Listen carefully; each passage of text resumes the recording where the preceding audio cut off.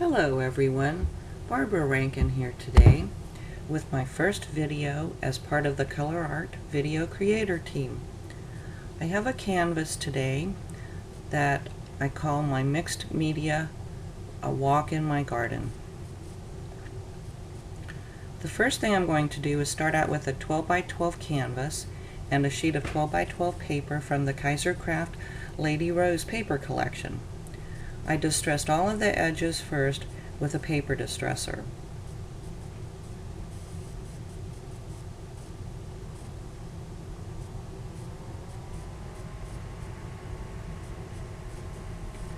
Next, I tore out a tiny piece from the top edge. I'm going to use that as a little pocket for trinkets. And then adhere the paper to the canvas with golden regular gel matte medium.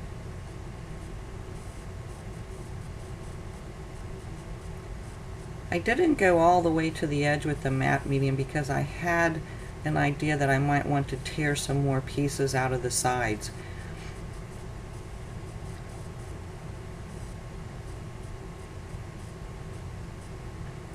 Now I've got Gina's Designs Brick Wall 2 chipboard that I'm going to use as a stencil. But first I'm going to colorize some golden light molding paste with some of the burnt umber primary elements pigment powders. These are highly pigmented, and as you can see, a little bit goes a very long way. And I'm going to just spread the paste through the chipboard, using that chipboard just like a stencil.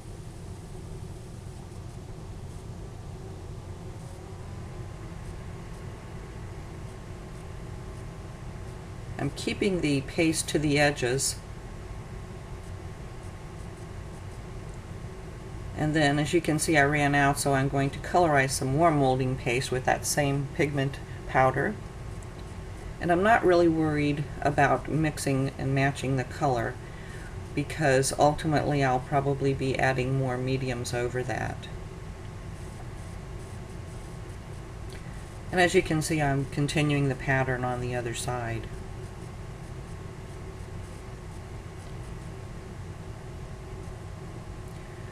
Now I need to put a piece of print paper beneath that torn out section so that you can't see the canvas. And I've decided that this card on this side is one that I probably won't want to use, because what I'm really after is the reverse side with the print. So all I need is just a tiny little piece that I'll have to trim and insert beneath that or opening that I tore out. And I have a little bit extra glue there that I need to get that piece of paper up. So I'll just use my spatula.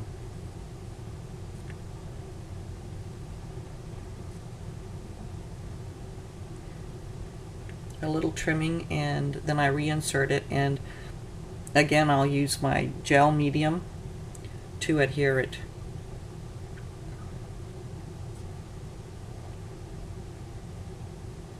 The gel medium makes a really good adhesive. There are many uses for gel medium, and that's a very good use.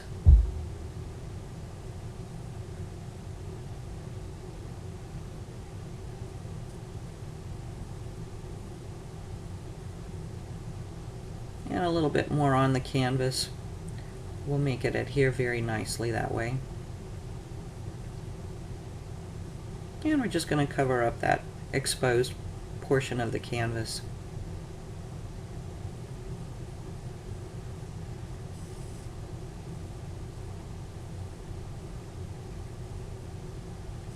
And then I'm kind of curling the edges back a little bit just to make it very shabby.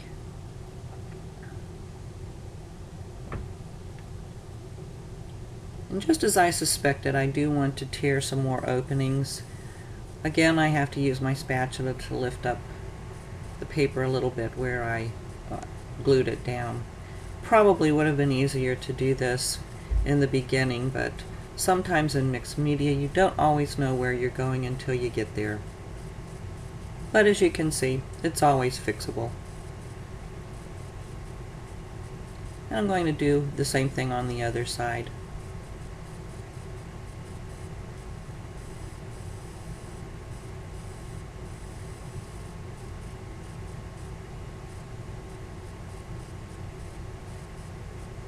And again, applying some gel medium as my adhesive. There you have it.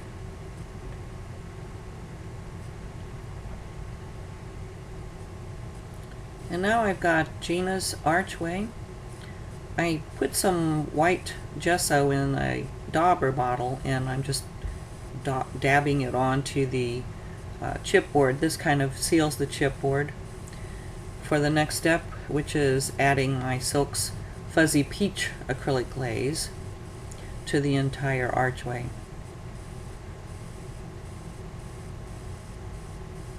It helps the color shine through a bit more and makes it more pastel looking, and also you don't have to use as much since you sealed the chipboard with the gesso.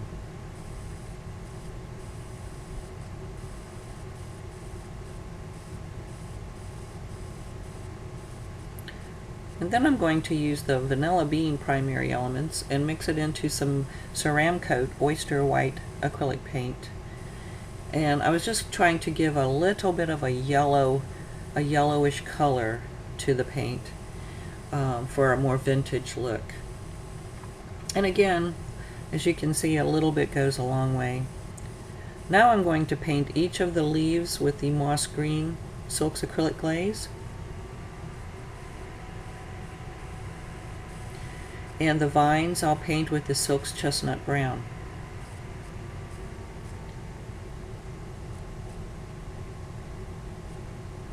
I wanted to make the archway look a little bit more vintage, so I added the DecoArt Fragile Crackle over it. You can't really see the cracks too well in the photo, but they are there. And I'm going to attempt to bring them out a little bit more by using the Radiant Rain's Nutmeg Dauber. And I'm picking it up off the dauber with a baby wipe and just wiping it into the cracks. Now I'm going to add a wash of the Liquitex white gesso. It's just a watered down version of the gesso. As you can see, I continue to dip into my water brush and dry it. I have put my canvas in a spray box, and I'm now spraying it with Ginger Peach and the Teal Zircon Radiant Rain Shimmering Mist and water. Lots of water to allow the colors to blend and drip and just move around on their own. And adding a little bit more water as needed. Drying it again with my heat gun.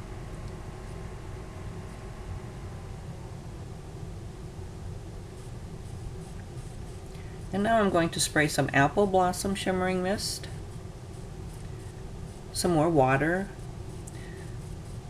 some more Ginger Peach, and the Teal Zircon again with more water.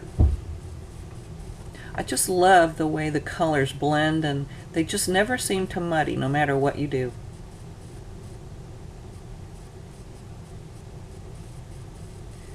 And there is my finished, almost, background. Now I'm going to start arranging the chipboard pieces the way I feel I'm going to use them on the canvas, but don't glue them down yet. And now I'm looking for just the right sentiment that will fit inside that Victorian frame. I think I found it. So all I'm going to do now is just trace around it with a pencil and ultimately cut it apart so I can glue it down on a little bit. I'm just going to set it aside for now, so I'll have it ready when I need it.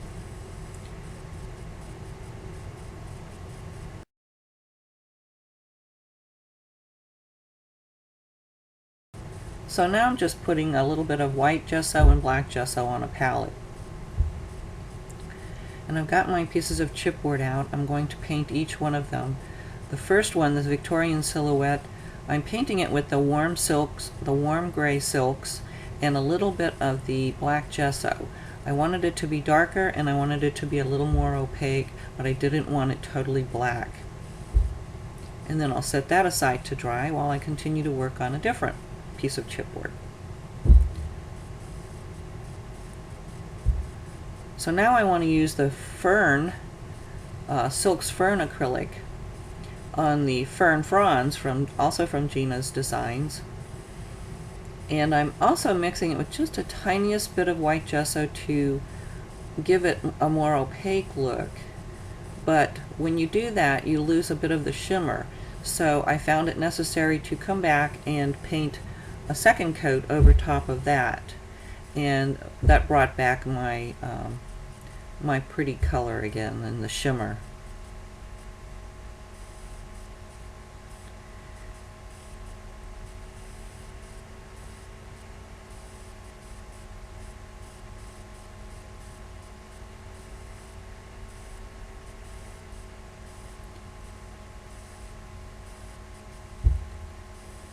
So now I'm going to paint the bird on the branch with the Bolivian blue silks acrylic glaze.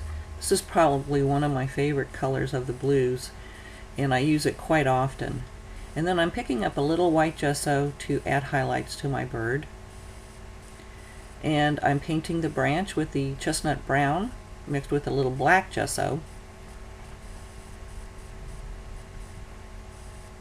And then I'm also painting the beak and the legs with the Radiant Rain mist that I've just put on the side there, and I'm picking up with my paintbrush. And now my little bird needs an eye, so I'm using a black permanent pen and a white pen to make the eye. Then I'm painting the 3 lattice hearts with the fuzzy peach silks acrylic glaze, and I added a little bit of gesso, which again means I have to come back a couple of times to bring that shine back and give it that shimmer. And I'm going to start adhering my embellishments. I really like Aleene's Fast Grab glue, and you don't need very much, as you can see, and it just, you adhere the chipboard and it just doesn't go anywhere while you're waiting for it to dry. It's quite nice. I'm just arranging my fern fronds at the top.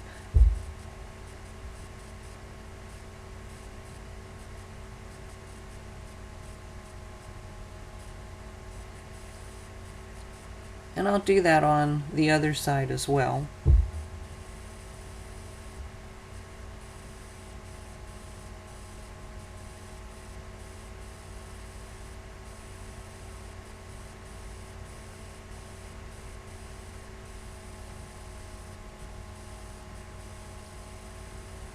And now, as you can see, I'm taking those little lattice hearts that I cut apart from the border, and I'm putting those in the little openings I tore out. And I'm adhering my little bird, and my Victorian frame needs its sentiment. I glued that in. But then I realized that I needed a little piece of chipboard to support the back of the paper and make it even with the chipboard Victorian images. So I just added a scrap there behind the sentiment itself.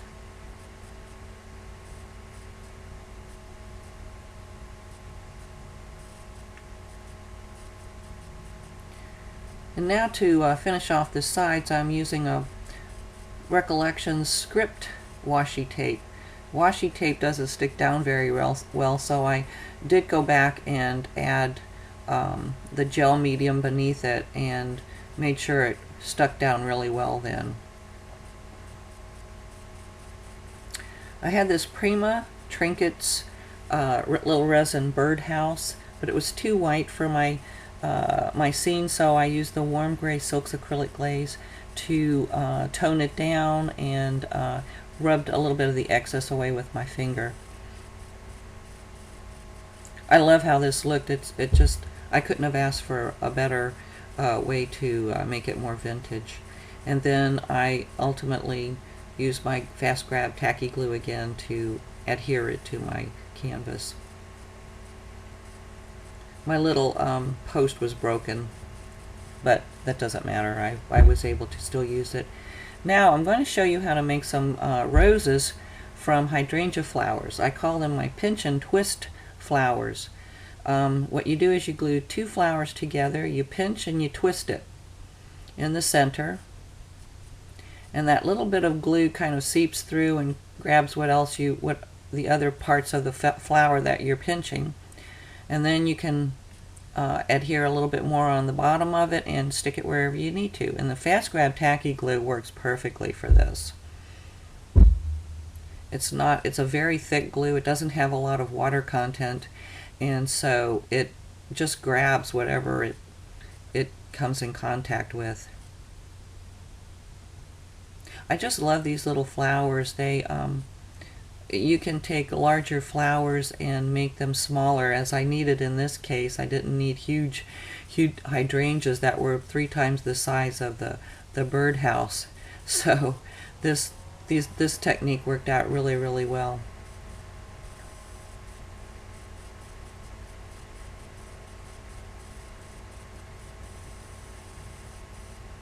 And I did the same thing with the Prima little pink flowers. The smaller the flower, the smaller your little roses are going to be. And they do get a little fiddly, but they're not bad. And now that my glue has dried under my washi tape, I wanted to tone down that yellow color. So I'm using Prima's Bark Branch Brown. It's a chalk ink, and I just blended it all along there with my finger and darkened the edge, and just brought everything so that your eye will be drawn to the center because the shadows are on the perimeter. And then again, I'm doing the same thing with the Prima Victorian lamppost.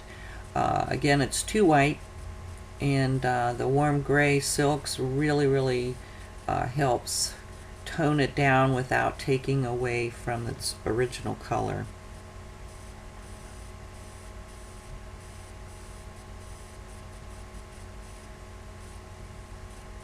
And again, I'm gluing the lamppost down to the other side.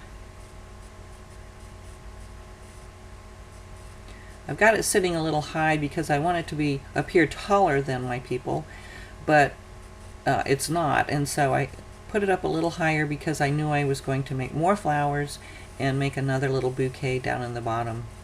And I used Martha Stewart's flower or leaf punch to add some leaves to the bouquet. And one last thing I needed was some critters, some little insects, and butterflies are of course my favorite. So I found these. These are K & Company. It's an old line called Blosoom wood that I'd been hoarding, so I added a couple of butterflies and bees. And then I decided to tone my flowers down with a little splash of watered down white gesso. It just brings everything together, and it doesn't stay white on most of the flowers. It actually will pick up the color of the flower and just make it a lighter version. In other words, a dark pink flower will just become a little bit of a lighter pink flower. It's a neat technique.